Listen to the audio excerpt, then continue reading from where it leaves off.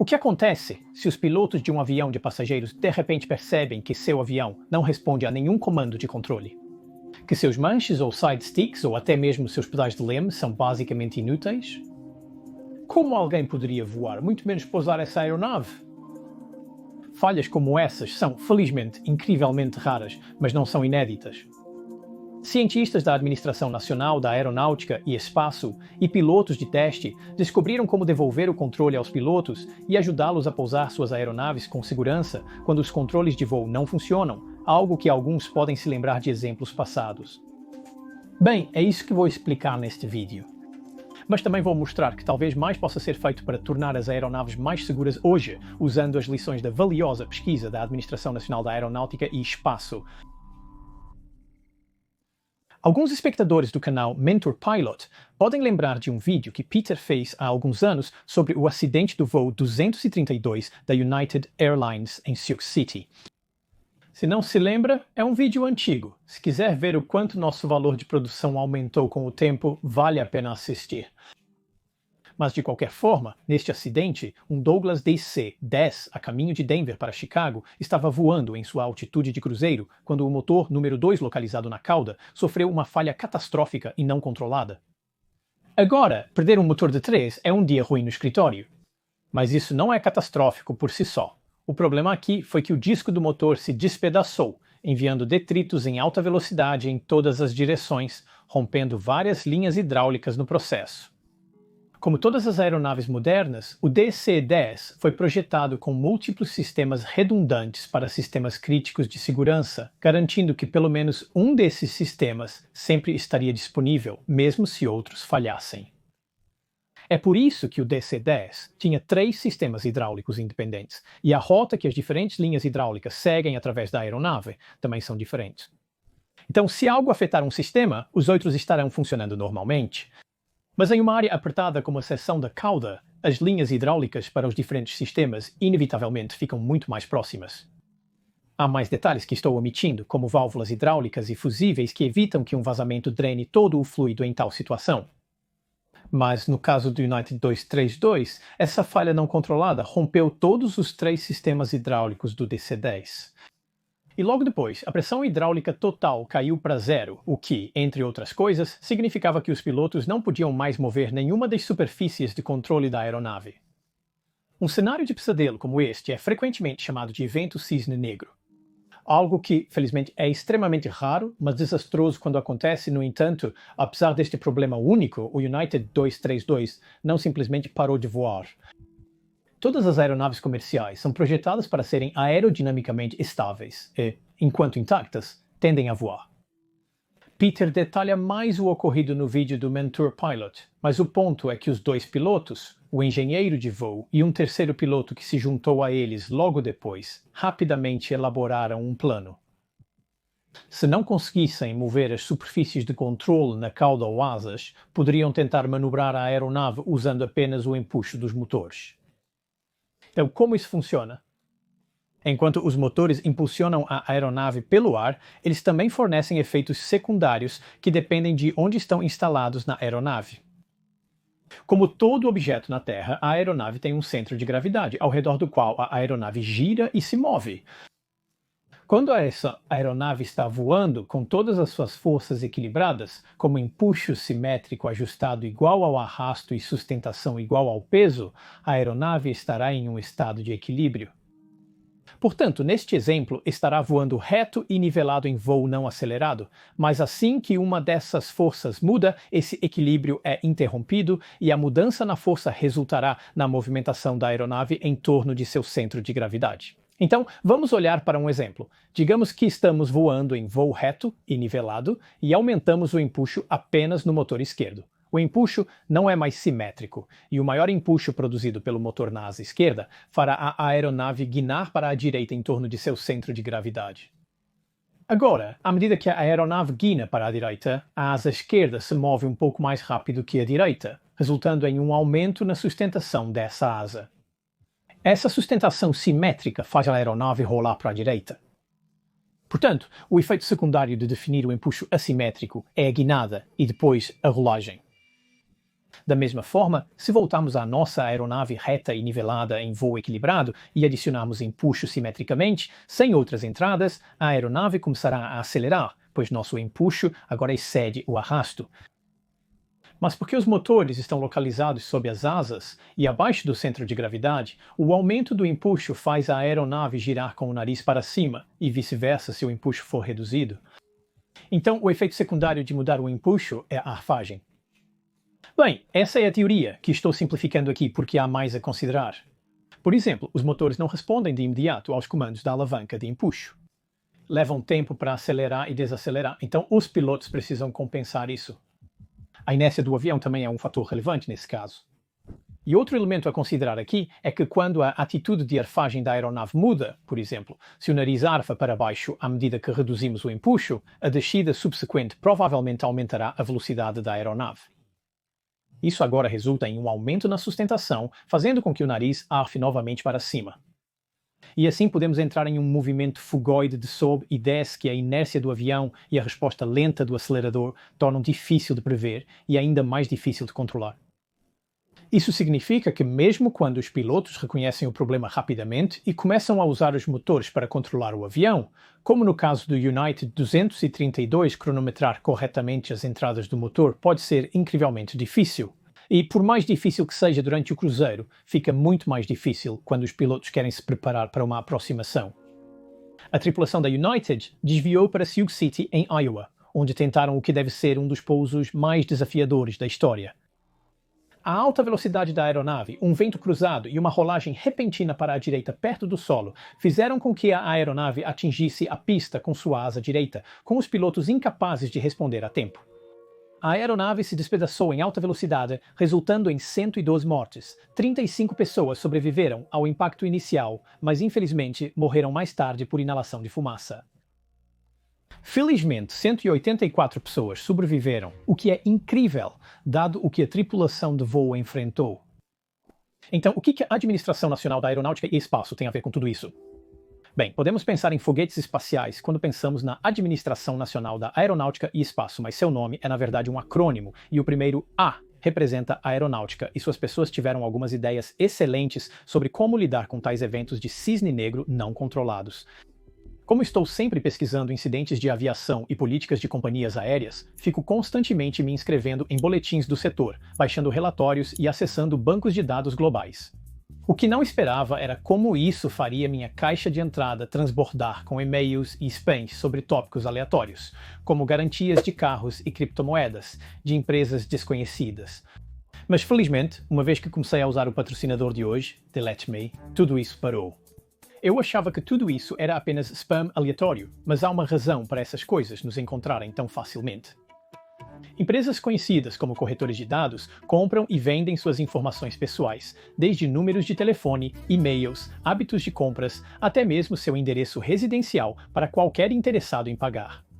E talvez mais preocupante, quando alguém compra suas informações, pode automaticamente ver os detalhes dos seus parentes também. O The Let Me agora rastreará onde suas informações pessoais estão sendo vendidas e fará com que essas empresas as excluam. E em apenas 7 dias, eles me mostraram um relatório com 73 sites de corretagem de dados e mais de 200 peças de informações pessoais que eles removeram. Honestamente, foi chocante, mas não para por aí. O The Let Me monitora continuamente esses sites, removendo as informações novamente quando os corretores tentam relistá-las. O melhor para mim é saber que, ao me inscrever, também mantenho minha família segura. Se isso facilitaria sua vida, você pode obter 20% de desconto nos planos de consumidor dos Estados Unidos da América do The Let Me em join.theletme.com/mentor usando o código MENTOR agora ou escaneando este QR Code. Obrigado ao patrocinador The Let Me. Voltando à história. Agora, o acidente do United 232 em 1989 não foi a primeira nem a última vez que os pilotos enfrentaram tal falha de controle. O voo 123 da Japan Airlines aconteceu apenas cerca de 4 anos antes e também envolveu uma total falta de hidráulica. Tragicamente, aquele 747 caiu em um terreno montanhoso depois que sua tripulação lutou para controlá-lo por mais de meia hora. E 20 anos antes, um Constellation da Eastern Airlines colidiu no ar com um Boeing 707 da Trans World Airlines sobre Carmel, Nova York. A tripulação do 707 fez um pouso de emergência com sucesso, mas a do Super Cone percebeu que não tinha controles de voo nem compensador de elevador após a colisão. A tripulação recuperou o controle usando apenas os motores e fez um pouso forçado em um campo aberto. Houve 4 fatalidades entre 54 ocupantes, sendo 2 devido à inalação de fumaça. Em 1975, um C-5 Galaxy da Força Aérea dos Estados Unidos da América, transportando órfãos evacuados de Saigon, Vietnã, perdeu toda a hidráulica na cauda. Os pilotos ainda controlavam o aileron, mas tiveram que usar a modulação de empuxo para controlar a arfagem da aeronave. Infelizmente, eles não conseguiram parar um movimento fogueoide na aproximação, o que causou a queda deles logo antes da pista, e 176 sobreviveram dos 314 ocupantes. Sempre que ocorre um acidente de alto perfil, pilotos e muitos outros na indústria se atentam e estudam o que precisariam fazer para lidar com tal incidente. Um dos pilotos do voo United 232 já havia pensado nisso após o acidente do voo 123 da Japan Airlines. E após o incidente do United 232, foi a vez do engenheiro da Administração Nacional da Aeronáutica e Espaço Bill Burcham se perguntar o que poderíamos fazer que pudesse ajudar os pilotos em uma situação como essa. Durante um voo da TBUA, Burcham começou a esboçar suas ideias em um guardanapo. Ele era um engenheiro de propulsão, numa época em que cada vez mais aeronaves usavam computadores não apenas para piloto automático e controles de voo, mas também para ter um melhor controle dos motores. O primeiro pensamento de Bertram, ao esboçar no guardanapo, era vincular os controles de voo da aeronave a computadores que receberiam dados sobre velocidade, atitude, peso e outras métricas da aeronave. Então, o computador comandaria o empuxo apropriado de cada motor para realizar a tarefa. No entanto, não é bem assim que esse sistema acabaria funcionando, como veremos em breve. Mas, como o autor Tom Tucker explica em uma publicação da Administração Nacional da Aeronáutica e Espaço que descreve o programa, esse conceito inicial conquistou apoio suficiente dentro da Administração Nacional da Aeronáutica e Espaço para começar a crescer, e eventualmente ficou conhecido como o projeto de aeronave controlada por propulsão. A suposição-chave aqui era que um computador seria muito mais rápido do que um humano para descobrir a quantidade certa de entradas de empuxo para manter a aeronave sob controle. Os computadores levariam em conta quaisquer atrasos no tempo de resposta do motor, e eles considerariam a inércia do avião e seriam capazes de lidar com ambos, bem como ajudar a prevenir a oscilação fugoide para cima e para baixo e o rolo holandês de guinada lateral que também poderia se desenvolver nesses eventos. Agora, estamos falando sobre o final dos anos 80 e início dos 90, onde os computadores não eram o que são agora. Muitas pessoas na Administração Nacional da Aeronáutica e Espaço, incluindo engenheiros e pilotos, inicialmente pensaram que isso seria realmente impossível, mas após algum trabalho inicial em um simulador rudimentar, o projeto Controle de Propulsão Adaptativo começou a ganhar ritmo e se tornou um projeto em grande escala. No entanto, mesmo nesta fase, muito antes do projeto Controle de Propulsão Adaptativo voar em uma aeronave real, era realmente difícil até mesmo para pilotos de teste experientes controlar o sistema em um simulador. E mesmo com computadores lidando com os controles de aceleração, o atraso entre a entrada de controle e a resposta da aeronave poderia ser de até 20 segundos. E isso levou a um controle excessivo da aeronave no simulador, o que torna as ações da equipe do United 232 ainda mais incríveis. Mesmo com um atraso de feedback de 20 segundos, eles conseguiram pousar a aeronave manualmente. Durante os testes iniciais de simulação, o método de entrada de controle para o sistema PCA era basicamente um joystick. Porém, observando o controle excessivo dos pilotos sobre a aeronave, Gordon Fullerton, piloto de teste da Administração Nacional da Aeronáutica e Espaço, propôs trocar o joystick por um par de rodas de polegar. Uma para rolagem e a outra para arfagem. Essas rodas de polegar eram semelhantes, em princípio, aos controles de piloto automático, porque não se centralizavam como manches ou bastões de controle, simplesmente mantinham uma arfagem ou rolagem comandada, até que o piloto as recentralizasse manualmente ou fizesse outra entrada. O consenso aqui era que esses controles eram mais úteis, mas enquanto tudo isso funcionava bem em uma simulação básica, todos queriam testar esse sistema em uma aeronave real, e a primeira aeronave que se tornou disponível não era exatamente o que Bertram Fullerton e o resto da equipe PCA tinham em mente. Em determinado momento, a Força Aérea dos Estados Unidos da América se uniu ao projeto, fornecendo fundos essenciais e disponibilizando uma aeronave para a equipe. Um caça F-15. Apesar de serem incríveis, os caças apresentavam algumas questões. O controle por empuxo diferencial é mais eficaz quando os motores estão bem distantes entre si, como em aviões comerciais com um motor sob cada asa. Mas os motores do F-15 estão a apenas cerca de 30 centímetros de distância um do outro. Além disso, eles estão próximos ao centro da fuselagem verticalmente, em vez de suspensos como a maioria dos motores a jato nas asas. Mas o F-15 tinha algumas qualidades que poderiam compensar tudo isso. Mesmo que os motores estivessem tão próximos, eles eram superpotentes, e um teste em um simulador F-15 provou que ainda era possível usar o empuxo diferencial para testar o hardware do PCA nele. Mas voltaremos a isso em um minuto. Também vale a pena lembrar aqui que este F-15 da Administração Nacional da Aeronáutica e Espaço em particular não era um F-15 padrão. Era uma aeronave de teste modificada que já havia sido usada para testar algo chamado Sistema de Controle Eletrônico Digital Altamente Integrado, ou Sistema de Controle Eletrônico Digital Altamente Integrado. Isso envolveu a instalação de um sistema de controle de voo digital, basicamente um FBW, que os F-15 daquela época não tinham. Esses sistemas permitiam que a aeronave identificasse uma superfície de controle de voo defeituosa e reconfigurasse os controles restantes para compensar o problema, entre outras funções. Então, adicionar um sistema que permitiria ao avião usar seus motores para manobras parecia um próximo passo razoável. E o Sistema de Controle Eletrônico Digital Altamente Integrado F-15 da Administração Nacional da Aeronáutica e Espaço também testou um controle eletrônico digital de motor, ou DEEC, que já estava configurado para se comunicar com o Sistema de Controle de Voo Digital. Então, basicamente, todos os sensores e a capacidade de computação necessários para o sistema de controle de propulsão já estavam instalados nesta aeronave em particular. Mas os primeiros voos reais de PCA, realizados no verão de 1991, revelaram um problema que remontava aos enormes motores do F-15.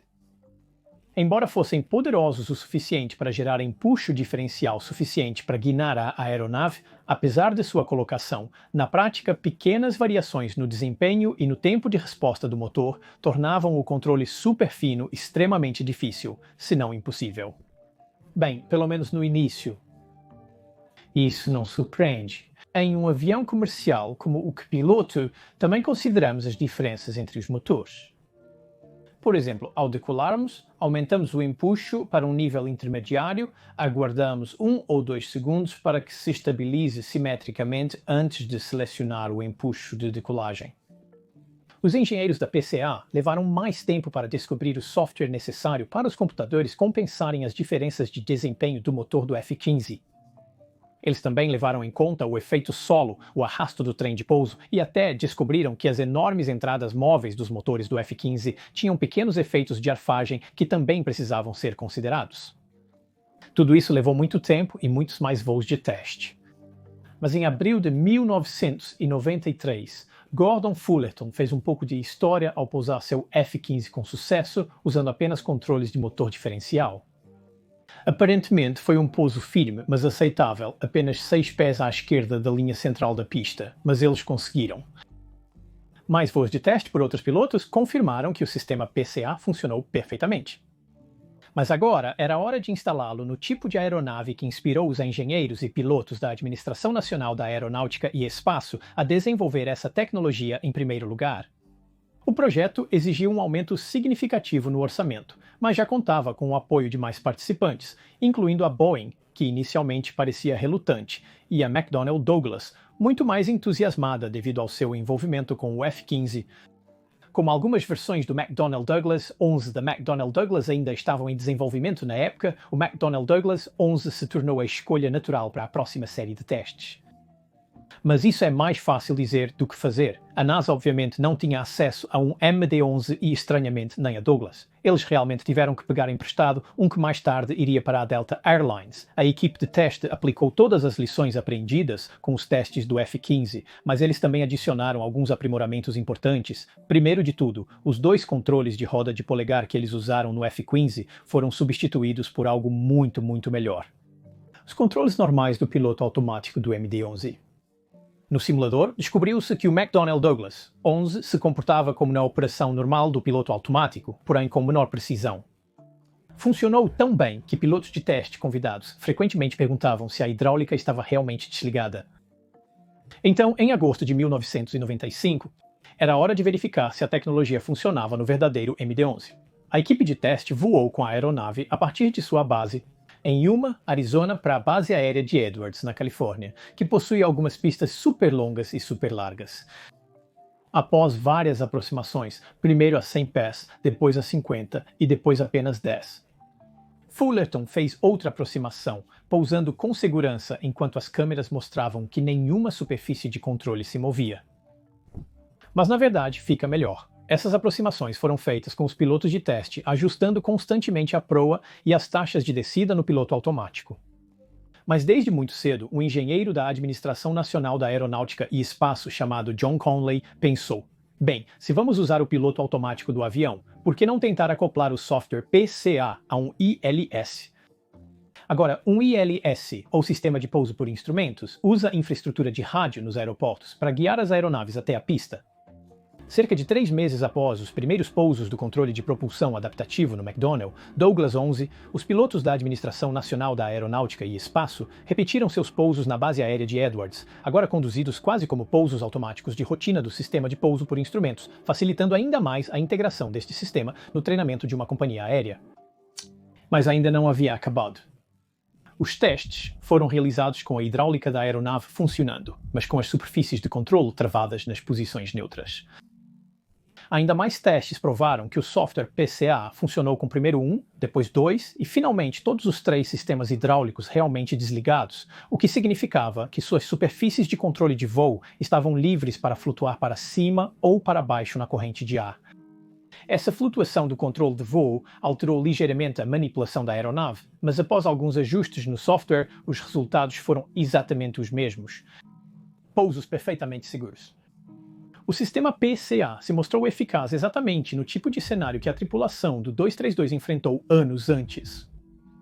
Mas tenho certeza de que muitos de vocês estão pensando o que pensei no início. Isso é ótimo, então por que os aviões comerciais ainda não estão equipados com essa tecnologia? Pelo menos 2 acidentes semelhantes ocorreram após o sucesso do PCA da Administração Nacional da Aeronáutica e Espaço. O primeiro deles foi um Airbus A300 cargueiro, operando para a DHL, que foi atingido por um míssil terra-ar logo após a decolagem de Bagdá em 2003. A aeronave perdeu a hidráulica após um míssil atingir sua asa esquerda, que começou a pegar fogo quando o combustível se incendiou. Os estilhaços também destruíram todos os 3 sistemas hidráulicos, desabilitando novamente todos os controles de voo. Surpreendentemente, a tripulação conseguiu trazer a aeronave de volta para um pouso seguro em Bagdá, modulando manualmente as acelerações. Eles desviaram da pista, mas o dano mínimo foi causado como resultado do pouso e a tripulação saiu ilesa. Agora, isso realmente é uma façanha incrível, mas foi por pouco. A tripulação teve que passar um tempo aprendendo a pilotar o avião nesta condição, gerenciando o mesmo movimento fugoide que as tripulações anteriores, mas eles tiveram que aprender isso rápido porque a asa esquerda agora estava em chamas. Então, mais recentemente, tivemos a tragédia do voo 8243 da Azerbaijan Airlines, que foi atingido por pelo menos 2 mísseis enquanto tentava pousar em mau tempo em Grozny, na Rússia. Como explicado anteriormente, a tripulação voou pelo Mar Cáspio até Aktau, no Cazaquistão, onde pousaram forçadamente.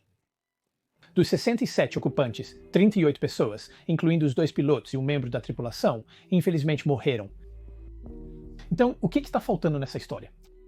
O Airbus A300 abatido sobre Bagdá foi fabricado em 1979, antes do trabalho da NASA no PCA, então é compreensível que não tivesse o sistema. Mas por que os pilotos no Embraer sobre a Rússia em dezembro passado não tinham esse sistema para recorrer? Bem, existem várias razões, mas a resposta rápida e frustrante aqui é complicações com a certificação. O trabalho da Administração Nacional da Aeronáutica e Espaço era experimental. Seu objetivo era descobrir os parâmetros que os fabricantes precisariam considerar para tornar uma aeronave controlada por propulsão uma realidade. Mas então cabia às companhias aéreas convencer a FAA, EASA e outras autoridades ao redor do mundo a certificar tal sistema. Em termos técnicos, o software e o hardware necessários para fazer o sistema PCA funcionar não eram proibitivamente caros, mas era necessário mais equipamento de aviónica e isso requer certificação cara e demorada. A equipe PCA da Administração Nacional da Aeronáutica e Espaço projetou versões posteriores mais fáceis de certificar usando infraestrutura existente nas companhias aéreas, como servos de aceleração automática padrão. Essas versões foram chamadas de PCA Lite e PCA Ultralight, e os engenheiros da Administração Nacional da Aeronáutica e Espaço esperavam que elas fossem instaladas em novas aeronaves e adaptadas às existentes. Mas, infelizmente, apesar de mais trabalhos da Administração Nacional da Aeronáutica e Espaço sobre os mesmos conceitos nos anos 90, incluindo em simuladores de 747 e 757, no final das contas, pelo que podemos dizer, nenhuma aeronave foi realmente certificada com um sistema PCA instalado. Quer dizer, para ser justo, fazia mais sentido na época tornar os sistemas hidráulicos mais resilientes e menos propensos a sofrer perdas totais, que é no que os fabricantes se concentraram. Além disso, nem todos os aviões usam os mesmos sistemas de controle. Algumas, incluindo o Boeing 737 e o Embraer E190 que foram alvejados na Rússia, também possuem cabos ligando os controles do piloto às superfícies de controle. Outros designs, como o Boeing 787, não usam hidráulica, confiando em atuadores elétricos. Dito isso, já vimos tecnologias da Administração Nacional da Aeronáutica e Espaço sendo aplicadas em aviões comerciais atualmente. O 737 MAX possui spoilers controlados por fly-by-wire em suas asas, permitindo um sistema inteligente de assistente de pouso com um elevador travado. Este sistema pode ser ativado pela tripulação em caso de um profundor travado, que recebe entradas da coluna de controle e, em seguida, usa essas entradas para levantar ou abaixar simetricamente os spoilers, para aumentar ou diminuir a taxa de descida. Mas isso é suficiente? Quando a NTSB emitiu seu relatório final sobre o acidente de Sioux City do United Flights 232, uma de suas recomendações foi a seguinte: incentivar a pesquisa e o desenvolvimento de sistemas de controle de voo de backup para aviões de fuselagem larga recém-certificados que utilizam uma fonte alternativa de energia motriz separada daquela usada para o sistema de controle convencional. E foi exatamente isso que o projeto PCA da Administração Nacional da Aeronáutica e Espaço fez. E com os controles FBW e controladores eletrônicos de motor dos aviões modernos, acho difícil justificar por que não vemos essa tecnologia em nossas cabines de comando hoje. Mas eu adoraria saber o que você pensa. Você concorda com isso ou nós perdemos algo? Você conhece algum avião que pode voar apenas com entradas de aceleração diferencial? Comente abaixo. Sou Ben Watts e você está assistindo Mentor Agora. Tenha uma ótima semana e até a próxima.